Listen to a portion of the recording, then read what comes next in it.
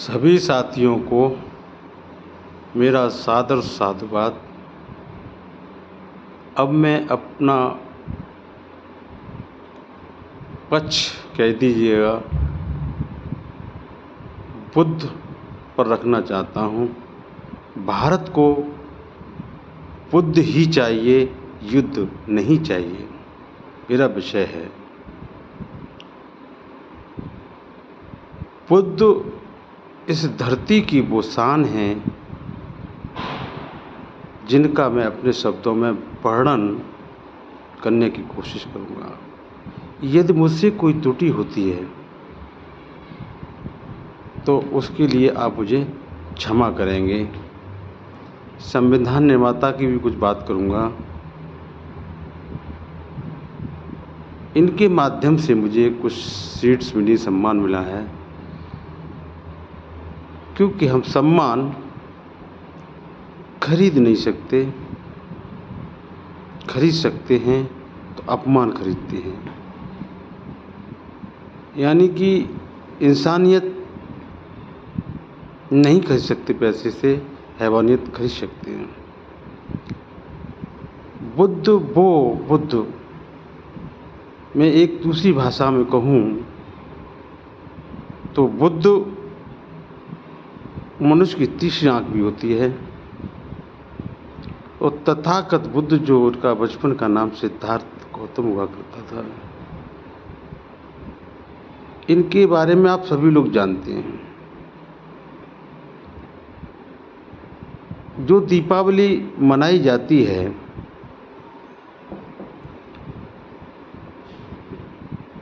वो दिन बहुत नज़दीक आ रहा है। डेट 12 है, यानी कि 12 नवंबर। इस दिन तथागत बुद्ध धम्म दीक्षा लेकर के, शिक्षा लेकर के, पूर्ण ज्ञान लेकर के वट वृक्ष पेड़ के नीचे बैठे थे बोध गया में, जो गया डिस्ट्रिक्ट है, बिहार में पड़ता है। वहाँ से सारी शिक्षा लेने के बाद वो अपने गृह जनपद कपिलवस्तु लौटे थे। उनकी खुशी में ये दीपोत्सव मनाया जाता है। भारत की धरती और देशों की धरती के समान नहीं है। भारत की धरती बुद्ध की धरती है, बुद्ध की भूमि है। बुद्ध ने हमेशा किसी धर्म, किसी जाति, किसी समुदाय के बारे में कोई वर्णन नहीं किया है। बुद्ध ने सिर्फ और सिर्फ प्रकृति को भगवान माना है और उसके सिवा कोई भगवान नहीं है। वास्तविक भगवान बुद्ध ने कहा है कि धरती पे हमें कौन लेके आता है, वो माँ बाप होते हैं। एक माँ बाप भगवान है, पहले भगवान है। इसी क्रम में मैं आगे बढ़ते हुए जब बुद्ध दीक्षा शिक्षा के लिए जा रहे थे तो रास्ते में एक नदी पड़ी। तो किसी समुदाय के लोग रहे हों, वो अपना एक स्टैचू लेकर के वो उन पर विश्वास था, तो वो यही कह रहे थे आज हम आपको अंजवाएंगे। नदी में नाव भी नहीं थी, केवट नहीं था। यदि विश्वास हमारा इतना है तो आप मुझे पार कराइए और आइए मेरे समक्ष। पूरा प्रवाह त्याग दिया मैंने। तो बुद्ध वहाँ से गुजर रहे थे तो ये बुद्ध से ये प्रश्न किया गया था कि सर, महात्मा बुद्ध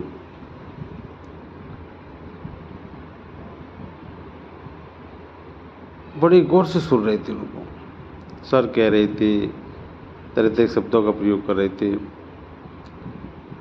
प्रश्न बुद्ध का भी था, प्रश्न उनके भी थे, उमड़ रहे थे तमाम। लेकिन बुद्ध का प्रश्न था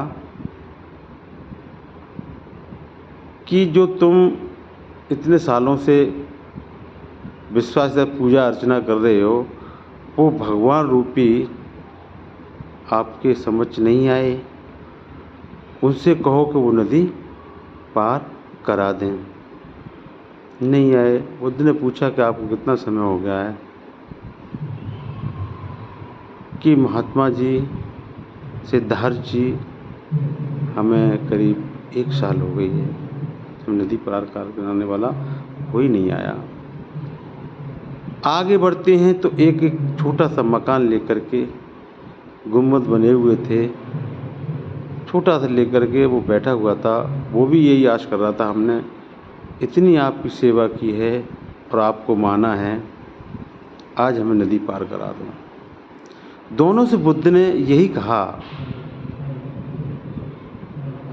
कि तुम, मैं बताऊं वो काम कर लोगे, कर्म कर लोगे? दोनों ने कहा हाँ साहब कर लेंगे। बोले जाओ जंगल में मेरे शिष्यों को ले जाओ, एक लंबा सा बांस काट के ले आओ और बरगद के पेड़ पर जो डोरियां सी लटक रही हैं उनको ले आओ, और एक किनारे पे जिधर आप बैठे हुए हैं उस तरफ जब तक उसको गाड़ते रहो जब तक कि वो रुक न जाए, और टॉप पे रस्सी बांधो बांस के पर और रस्सी पकड़ के नदी पार कर लो। वो ये करते हैं क्रियाएं, वो नदी पार कर जाते हैं। बुद्ध वहाँ पर तब तक इंतजार कर रहे होते हैं, फिर वो लौट के आते, वो लौट के भी यही काम करना है और नदी पार करना है। तो वो देखते कि महात्मा जी तो अभी भी यहाँ बैठे हुए हमारा इंतजार कर रहे हैं। तो महात्मा बुद्ध, तथागत बुद्ध, सिद्धार्थ गौतम जी के वो चरणों में गिर जाते हैं कि धन्य भगवान, बिना कर्म के कुछ नहीं मिल सकता है। ये चीज़ें जो बनाई हैं, हम उनमें फंसे हुए थे अंधविश्वास में। तो बुद्ध ने कहा ये चीज़ें भी गलत नहीं हैं, ये स्टैचू भी गलत नहीं है, ये कर्म को याद दिलाते हैं। लेकिन आप लोगों ने इसको बदल करके, मैनिपुलेट करके धंधा बना दिया है, जो गलत है। जो धंधा बना दिया ये बहुत गलत है। दोनों प्राणी तथागत गौतम के बुद्ध के चरणों में गिर जाते, धन्य प्रभु आपने हमारी आंखें खोल दी और अंधेरे से आप हमें उजाले की ओर ले आए। आगे बुद्ध बढ़ते हैं तो वहाँ थक जाते, शिष्यों के साथ आम के पेड़ के नीचे लेट जाते हैं। तो कुछ बच्चे आते हैं, देखते आम बढ़िया लगे हैं तो वो पत्थर से आम तोड़ते हैं। एक पत्थर बुद्ध के सिर में लग जाता है और खून निकल आता है, ब्लड निकल आता है।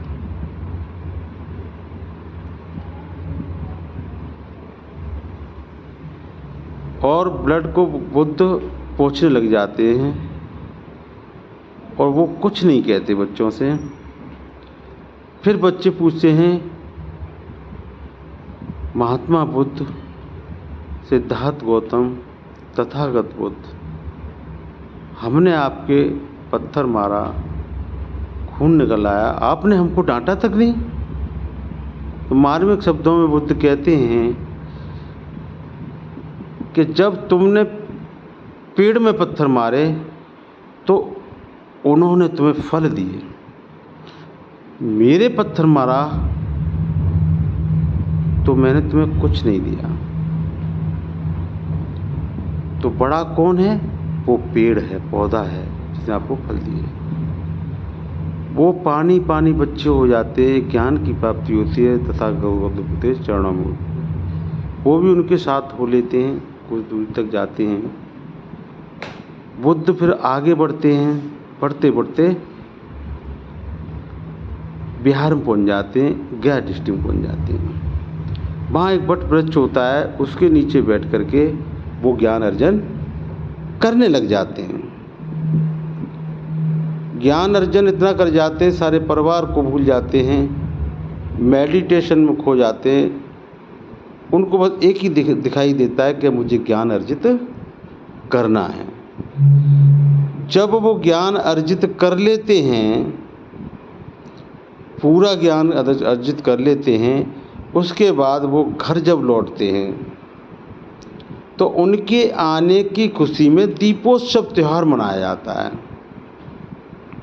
दीपों का उत्सव मनाया जाता है।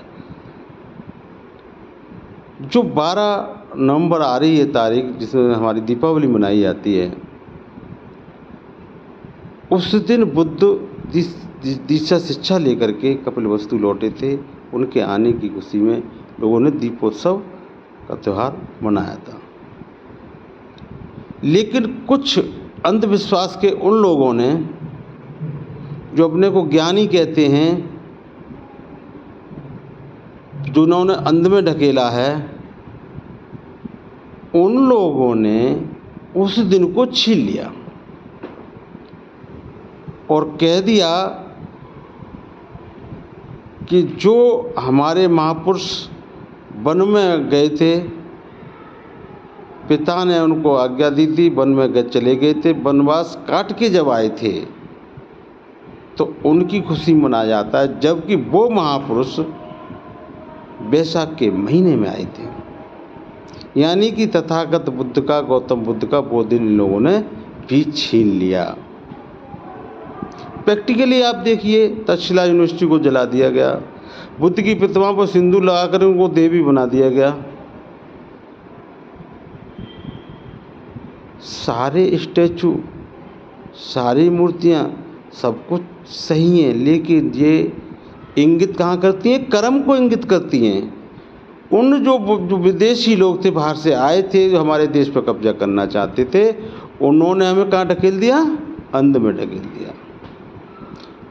आप सोचिए जरा, एक मूर्ति को एक गरीब आदमी बनाता है, पेशाब भी करके आता है, हाथ नहीं धोता, कुट कुट कुट कुट कर करके एक बहुत बढ़िया सुंदर प्रतिमा बना देता है।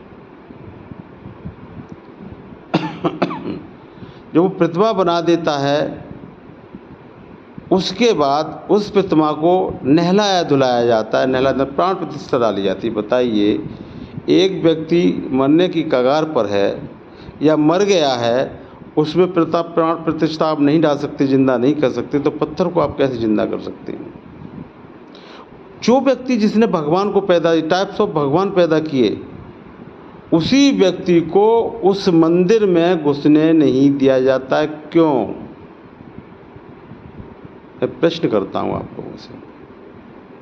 जिसने भगवान को बनाया था, बड़ी मेहनत के साथ बनाया था,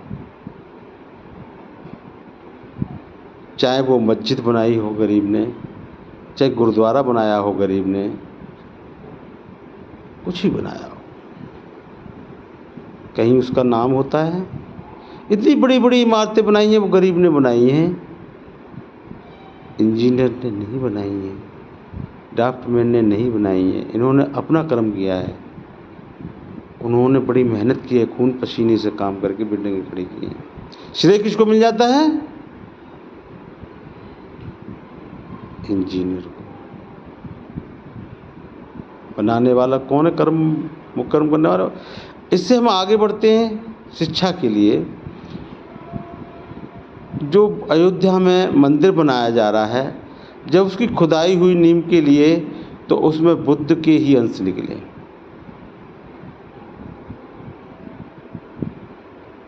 साइंटिस्ट हमारे गए थे, उन्होंने जो अंश निकले, प्रतिमाएं निकली, किसकी निकली? बुद्ध की। जिसका वो मंदिर बनाना चाहते हैं, उसका कुछ भी नहीं निकला। फिर भी वो कहानी चलाई जा रही है जो महत्वहीन है। हमारे भारत की संस्कृति बहुत पुरानी है। हमारी संस्कृति से दूसरे कंट्री आगे बढ़ गए, हम वहीं के वहीं क्यों हैं? क्योंकि हमको विदेशियों ने अंध में ढकेल दिया। जिनको ज्ञान नहीं था और अपने को वो ज्ञानी कहते हैं, उनको हराम का चाहिए। मठाधीश बन के उन मंदिरों में, उन गिरजाघरों में, उन मस्जिदों में, उन चर्चों में बैठ जाते हैं। आप पैसा चढ़ा के आते हैं, उस पैसे से वो अपने बच्चों को कहाँ पढ़ाते हैं? स्वीडन, लंदन, अमेरिका में पढ़ाते हैं। आपके बच्चे कहाँ पढ़ते हैं? प्राइमरी स्कूल में। उनके हाथ में क्या प्रकार देते? कटोरा, वो लौटते हैं। यानी कि साजिश देखिए, इस देश के मूल निवासी को पुनः फिर गुलाम बनाने की कोशिश की जा रही है। इस देश का गरीब पढ़ लिख गया तो ये विदेशी क्या करने लगे, कलयुग आ गया, सतयुग चला गया, द्वापर चला गया, कलयुग आ गया, यानी वो समझने लगे इनकी चालों को, तो कह दिया कलयुग आ गया। आज भी वो हो रहा है गरीब व्यक्ति के साथ, छोटी तबके के साथ में, जो नहीं होना चाहिए पूर्व में होता रहा। मेरे साथ आज हुआ है, आज डेट है 5/11/2023, दिन रविवार। एक बहुत छोटे से कर्मचारी ने, क्योंकि मैं सूट बूट में गया था, क्लास 2 रैंक में आता हूँ, कोई ऑफिस ने ड्रेस कोड नहीं बनाया था, उनको यही बुरा लगा कि ये छोटी कास्ट का व्यक्ति, छोटे समाज का व्यक्ति सूट पहन के कैसे आ गया। तो डायरेक्ट ना कह करके इनडायरेक्ट वे में लोगों की जलन हुई, तमाम कमेंट उल्टे सूदे जो मैं यहाँ वर्णन नहीं करना चाहता हूँ। और उस व्यक्ति को मुझसे भिड़ा दिया जो हमारा भाई था, खास सामाजिक भाई था, मिशनरी था। कितनी गंदी इनकी कैसी राजनीति है, और ठट्ठा मार के हंस रहे थे वो।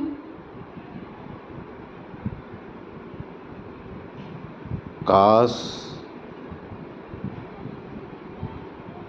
आज बुद्ध में मैं नहीं होता, पंचशील का मैंने पालन नहीं किया होता, तो निश्चित है युद्ध हो जाता।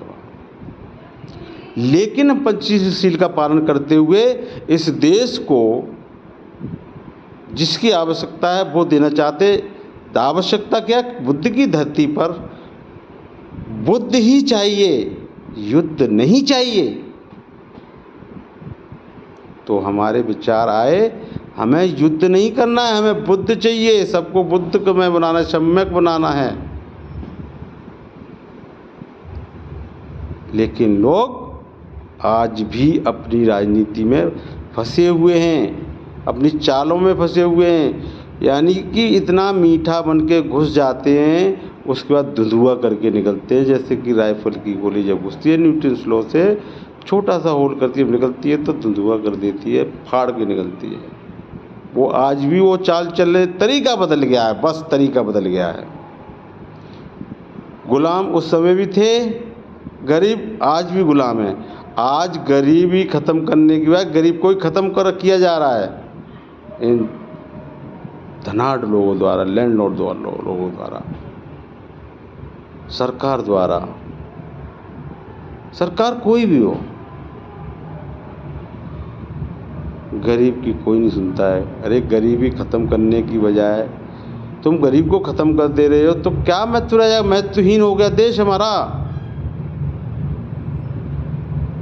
जबकि हम कहते हैं इक्वलिटी, समानता, आर्टिकल 14-15 की बात करते हैं, अनेकता में एकता की बात करते हैं।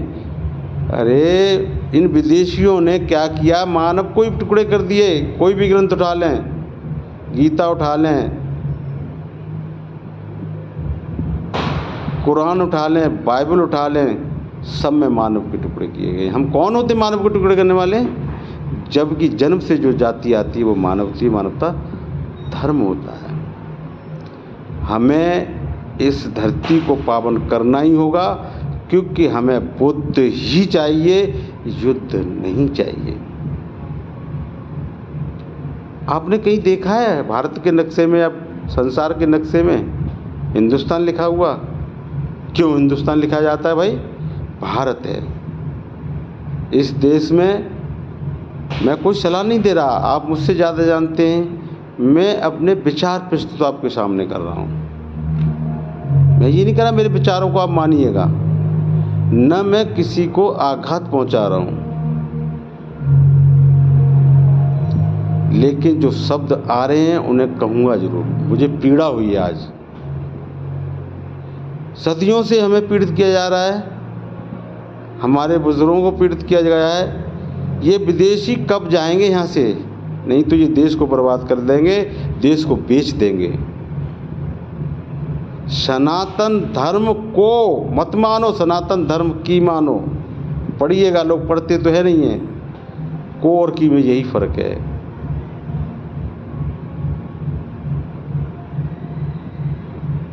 देश के लिए जिन्होंने कुर्बानियाँ दी, बलियाँ दी, उनका कहीं नाम लिया जाता है? अब्दुल कलाम साहब विशाल मेहनती, उनका कोई नाम लेता है? डॉक्टर BR अम्बेडकर थे, उनका कोई नाम लेता है? जिन्होंने संविधान की रचना की थी, प्रारूप कमेटी के अध्यक्ष थे वो। आज संविधान पे भी चोट करने वाले हैं, तो हमको समझना पड़ेगा इनकी चालों को। ये ज्ञानी नहीं है, ये हराम का खाने वाले लोग हैं। इन्होंने क्या नहीं पुजवा दिया, झाड़ू से लेकर के पोटी से लेके सब कुछ तो पुजवा दिया। मैं फिर पुनः बहुत शब्दों के एक बात दोहराऊं, अपनी वीडियो में बोलता रहता हूँ कि मानव की जाति सिर्फ और सिर्फ मानव होती है, जातियाँ पशु पक्षियों की होती हैं। उदाहरण के तौर पर कोई भी पक्षी पोटी कर देता है, पहचान लेते फिर पोटी की है, फलां जानवर की पोटी है, फलां की पोटी है। या प्राइवेट के खेत में जाते पैर बन जाते तो बताते हाथी आया था, शेर आया था, बकरी आई थी या चिड़िया आई थी, तो हम पहचान रहे हैं। लेकिन मानव चला जाएगा प्राइवेट के खेत में तो पैर बनेंगे? कोई बता पाएगा जी सिक्का पैर है, ईसाई का पैर है, चमार धोबी धान, मुस्लिम सिख ईसाई या ब्राह्मण क्षत्रिय वैश्य का पैर है? जब हम नहीं पहचान सकते तो हम अलग अलग क्यों कर रहे हैं? किसने ये अधिकार दे दिया आपको?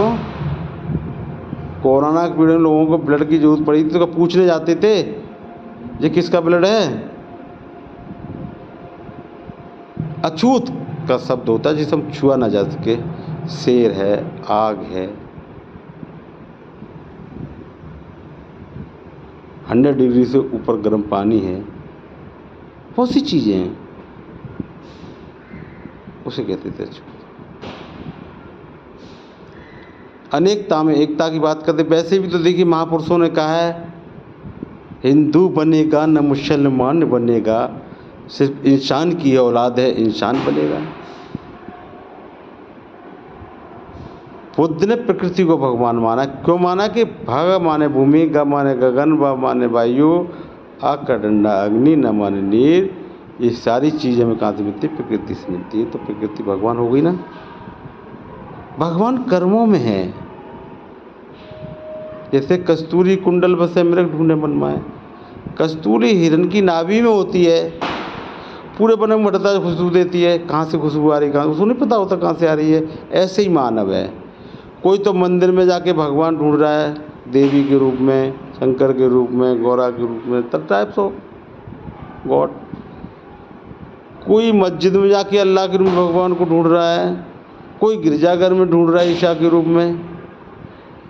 लेकिन भगवान आपके अंदर विराजमान है। खोज के तो देखिएगा, वो आपको पता ही नहीं है। कर्मों में नियत है भगवान, प्रकृति में नियत है भगवान। भगवान की परिभाषा लोग जानते नहीं हैं। सोशल मीडिया पर जो देख लिया पढ़ लेते हैं। अरे एक्सीडेंट होना है और आप अपनी बुद्धि के आधार पर एक्सीडेंट को बचा ले जाते, वही मानव की तीसरी आंख होती है। अब बात हम करते जाति की। अरे भाई प्राइवेट के खेत पर किसी खेत में आप पानी लगाओगे तो क्यारियाँ बनाते नहीं बनाते प्रॉपर सिंचाई के लिए? तो वो क्यारियाँ के रूप में बनाया गया था कर्म के आधार पर, उसको मैनिपुलेट करके धंधा बना दिया, छोटा बड़ा कह दिया गया। पहले गरीब से गरीब आदमी पढ़ लिख करके IAS IPS बन जाता था, क्या आज बन सकता है? नहीं बन सकता। प्राइवेटेशन कर दिया जा रहा है, यूनिवर्सिटी की फीसें बढ़ाई जा रही हैं। अरे आप मुझे एक प्रश्न का जवाब दे दो, सुबह 2 घंटे बजते हैं, 1 घंटा बजता है कॉलेज का, यूनिवर्सिटी का, और 1 घंटा बनता है मंदिर का, और आवाज़ें गूंजती हैं मस्जिद से भी। कहाँ बच्चे को भेजेंगे, मंदिर में या विद्यालय में? मेरे अनुसार तो विद्यालय में भेजना चाहिए, क्योंकि वहाँ से डॉक्टर, इंजीनियर, साइंटिस्ट पैदा होते हैं, और मंदिर में जो आध्यात्मिक प्रतिष्ठान है वहाँ से भिखारी पैदा होते हैं। तो क्यों इस देश के नागरिकों को भिखारी बना रहे हो? खुद भिखारी बना, तरह कर्जा तो आपने कर लिया है। प्रत्येक नागरिक 20,000 रुपया, 30,000 रुपये जमा करे तब देश का कर्जा उतरता है।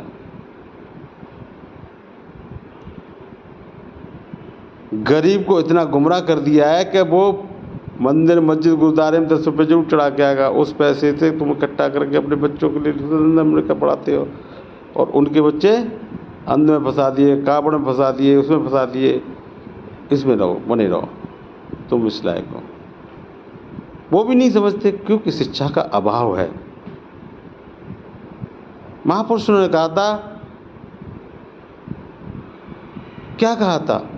शिक्षा वो सैनी का दूध है जो पिएगा वही दहाड़ेगा। इसलिए मेरा एक ही है, मेरे अनुसार, कि किताबों से दोस्ती कर लो, 2 पैरों वालों से दोस्ती करोगे तो कुछ नहीं मिलेगा, भटका देगा। 4 पैरों वालों को तो कैसे भी आप चला सकते हो, 2 पैरों वालों को अपने मुताबिक चलाना उतना ही कठिन है जितना लोहे के चने चबाना। किताबों से दोस्ती करोगे तुमको देंगी, तुमसे कुछ लेंगी नहीं, ज्ञान देंगी। लोग कहते हैं नुगरा, कोई नुगरा है क्या? पहले गुरु मेहतरानी हो जाते हैं, सफाई करते हैं, पैर चलना सिखाते हैं। उसके बाद दूसरे गुरु माँ बाप हो जाते हैं। शिक्षण संस्थान क्या हो जाता है? घर। तो नुगरा कहाँ से हो गए? गुरु बनाओ, किसको गुरु बनाओगे? जब गुरु उनका रेडी है तो 10-10 को गुरु क्यों बना जाए? एक नाव पे पैर रख के चलेंगे तो किनारा मिल जाएगा, और 2 नाव पे पैर रखेंगे तो टांगें फट जाएंगी, किनारा भी नहीं मिलेगा। एक को मानो, एक को जानो, एक को पहचानो। जहाँ से हमें वास्तविकता धरातल पर सिद्ध हो जाता है, साइंटिफिक सिद्ध हो जाता है, उसको मानिए आप। मैं यदि कुछ गलत कह रहा हूँ तो मेरे कमेंट बॉक्स में आप बताएं कि आप यहाँ गलत बोल रहे थे, जिससे मैं सुधार करूँगा, क्षमा याचना का पात्र बनूँगा।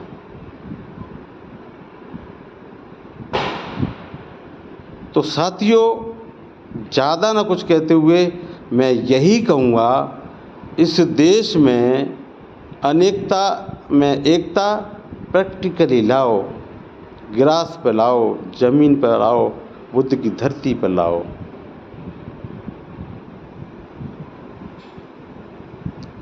छोटा बड़ा ऊंच नीच से निकालो। इसीलिए भारत देश हमारा विकासशील से विकसित नहीं हो पा रहा, न होगा। इन अज्ञानियों ने, जो अपने ज्ञानी कहते हैं, इन्होंने क्या नहीं पुजवाया? शिवलिंग, लिंग, योनी, झाड़ू, ईंट, पत्थर। आपको इसमें फंसा दिया, खुद मजे मार रहे हैं। विदेशी स्विस बैंकों में पैसे जमा कर रहे हैं मूर्तियों के नाम से। पैसा किसका है? आपका। इनकम टैक्स पैसा किसका है? आपका। मजे कौन चंद लोग उठा रहे हैं? जो हरामी हैं, काम नहीं करना चाहते, गरीबों के टुकड़े कर रहे हैं। जब पेट में बच्चा आता है तो वो मानव होता है, बाहर निकलने के बाद कितनी धर्म जातियों में बांट दिया जाता है उसको। कौन होते हैं बांटने वाले? जब ये प्रकृति नहीं बांट पाई, जिसे हम भगवान कहते हैं, माँ बाप नहीं बांट पाए, जो हमें जन्म दिया है भगवान कहते हैं, आप कौन होते हैं बांटने वाले? बांटती है तो सोच मानव की, जब वो माँ बाप के रूप में हो, किसी भी रूप में हो, उसको बदलना ही होगा।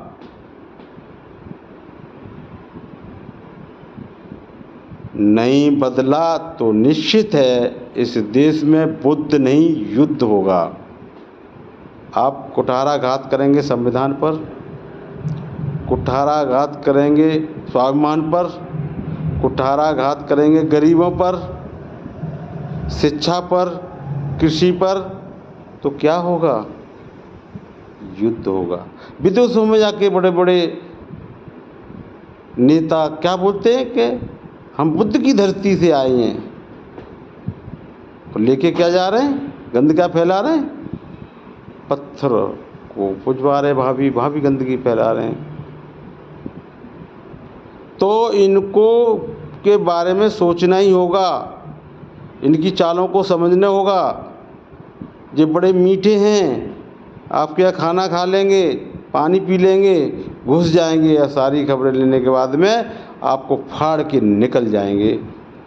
जब तक आपको पता चलेगा तब तक आपको फाड़ चुके होंगे, आपको नष्ट कर चुके होंगे। वो कीड़ा है ये जो 1000 डिग्री सेल्सियस पर और तंगड़ा होता है।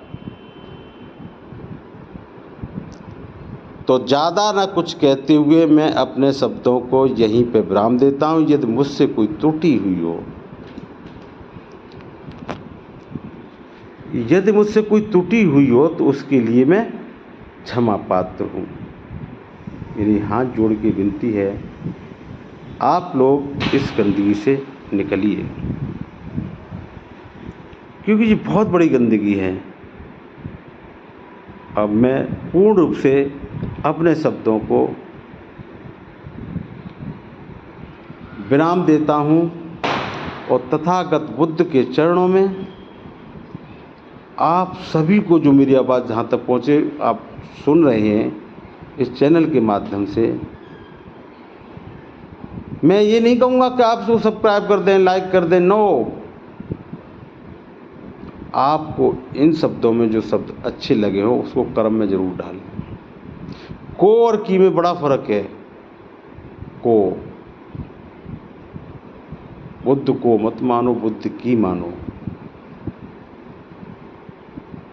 इसी के साथ विराम देते हुए, पुनः विराम देते हुए, जो मेरी आवाज़ जहाँ तक ज़्यादा लोग सुन रहे हैं, सहृदय से, सप्रेम, अनंत गहराइयों से सादर साधुवाद, साधुवाद, साधुवाद, साधुवाद।